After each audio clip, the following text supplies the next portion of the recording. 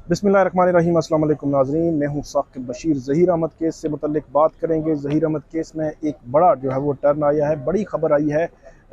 जो निकाह खां है ग़ुलाम मुस्तफ़ा, उसकी एक स्टेटमेंट सामने आई है जिसमें निकाह खां ने निकाह पढ़ाने के हवाले से जो उनसे जो मंसूब किया जा रहा था, उसने कहा है कि मैंने निकाह नहीं पढ़ाया, इनकार कर दिया है इस बात पे।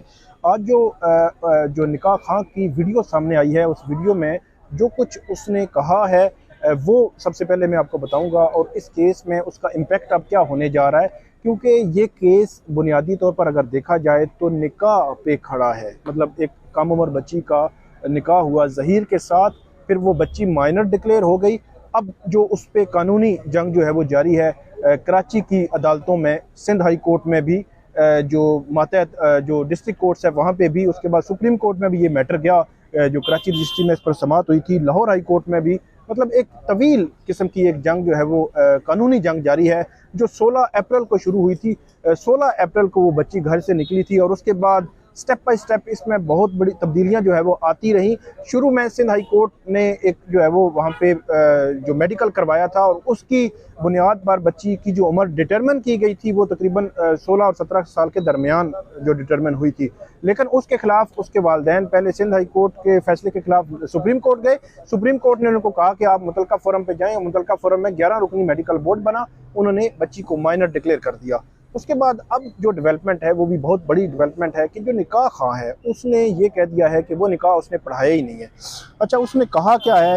उसने ये कहा है कि एक तो निकाह जो है वो मैंने नहीं पढ़ाया। जो ग़ुलाम मुस्तफ़ा गिरफ्तार है, तकरीबन 2.5-3 माह हो गए हैं ग़ुलाम मुस्तफ़ा गिरफ्तार है। उसकी ज़मानत बाद अज गिरफ्तारी की जो दरख्वास्त थी वो भी अदालत ने जो है वो कबल अज वक्त कहकर उसको खारिज कर दिया था, और ये कहा था कि इसमें जो चालान है या सप्लीमेंट्री चालान आ जाए तो उसके बाद अदालत उसको देखेगी, क्योंकि उस वक्त तक जो बच्ची है उस केस में माइनर डिक्लेयर हो चुकी थी।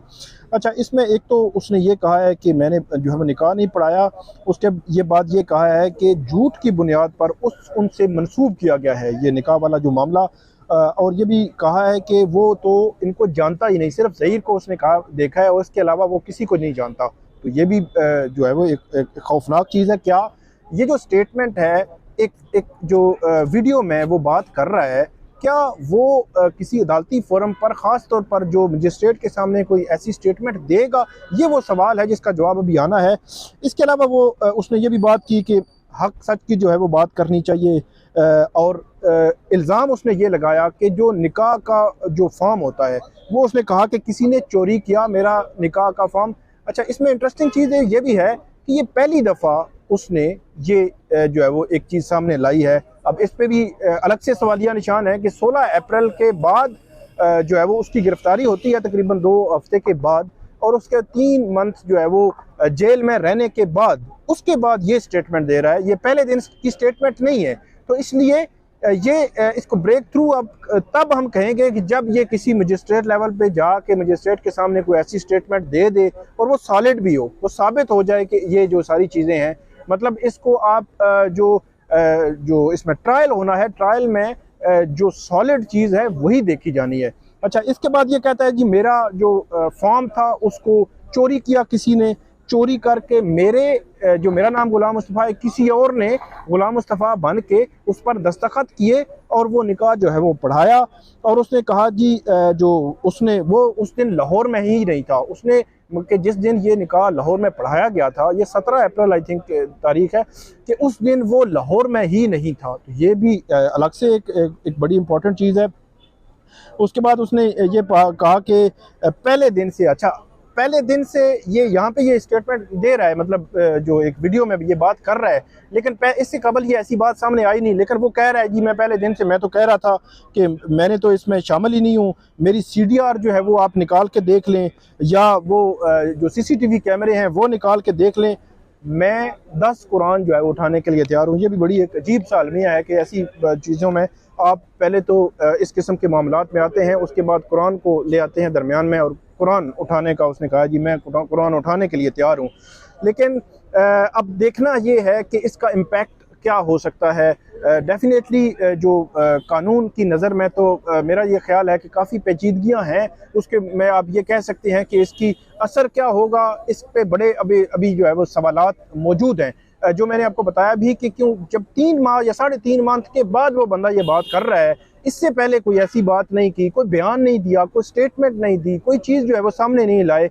इवन जब बेल करवा रहे थे तो उसमें कोई ऐसी चीज़ सामने नहीं लाए, तो डेफिनेटली अब क्यों ला रहे हैं ये भी उनको साबित करना पड़ेगा, क्योंकि अब जो है वो केस जैसे जैसे आगे बढ़ रहा है, तो जिस तरह इस केस में बच्ची जो है माइनर डिक्लेयर हो चुकी है, जो उसका मुबैना जो खावंद है, जो मुलज़म है ज़हीर, उसके ख़िलाफ़ एक तो अगवा का मुकदमा, रेप की दफ़ात जो है उसमें शामिल हैं, इसके अलावा बहलाने फसलाने के हवाले से मुख्तलिफ़ दफ़ात जो है उसमें शामिल हैं, उसके बाद ह्यूमन ट्रैफिकिंग की दफ़ात जो है उसमें शामिल हैं।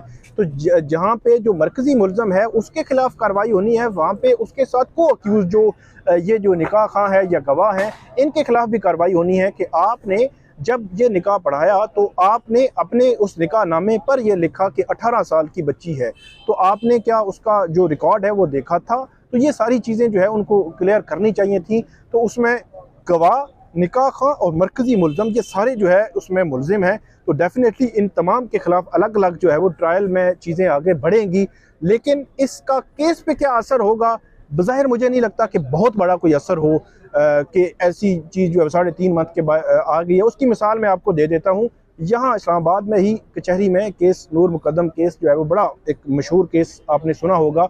उसमें जो मुलज़िम था, मरकज़ी मुलज़म, उसकी वीडियोज़ आज भी हमारे साथ पास मौजूद हैं।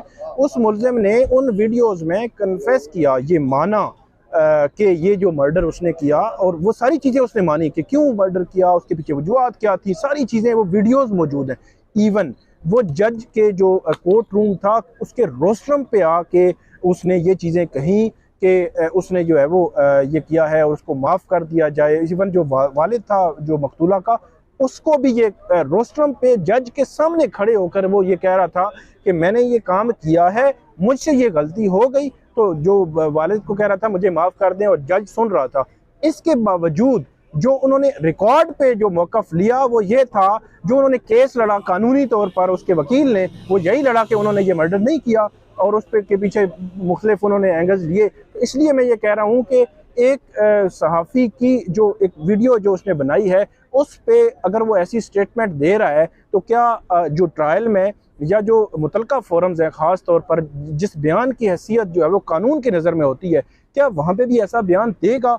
यकीनी तौर पर बज़ाहिर मुझे ऐसे लग रहा है कि मामला वही हुआ है, निकाह जो है वो इसी ने पढ़ाया है, लेकिन हो सकता है इसको किसी अब जो है वो बताया गया हो कि आपका बचत का रास्ता यही है कि आपको डिसोन कर दें, और उसके बाद जो है वो एक नया सिलसिला शुरू हो जाएगा कि CDR, और डेफिनेटली उसको साबित तो पुलिस ने करना ही है कि इसकी वहाँ पे मौजूदगी थी, CDR इसकी वहीं की आ रही है, या इसका कोई CCTV कैमरे में आ रहा है, सारी चीज़ें आ रही हैं।